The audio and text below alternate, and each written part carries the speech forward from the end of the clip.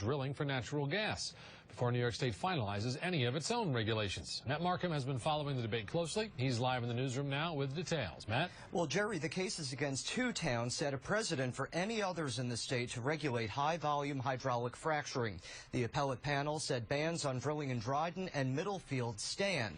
Jennifer Huntington filed the lawsuit against the town of Middlefield in Otsego County. The town's ban would have prevented anyone from drilling for natural gas on Huntington's land, though New York State has not legally permitted any drilling yet.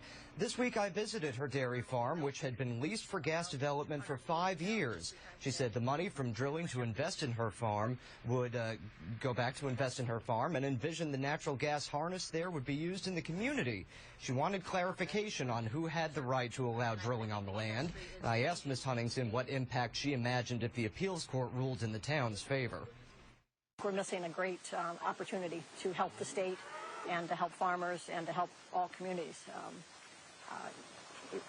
You have to keep looking forward and seeing different ways that makes us less dependent on foreign oil.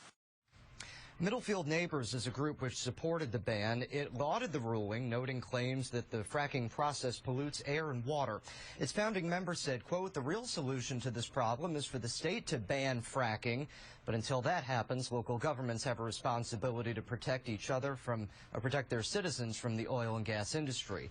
Now, the group went on to say that the court's decision shows that democracy in New York State still works. Jerry? You know, Matt, fracking opponents may be celebrating, but what is the long-term impact of the court's decision? Well, it's hard to tell now, because if the town government can ban fracking one year and another set of elected officials can reinstate it the next year, it's kind of hard to see what anything's going to look like in that town. People that have the power when the state decides whether or not to legalize it may be a good thing.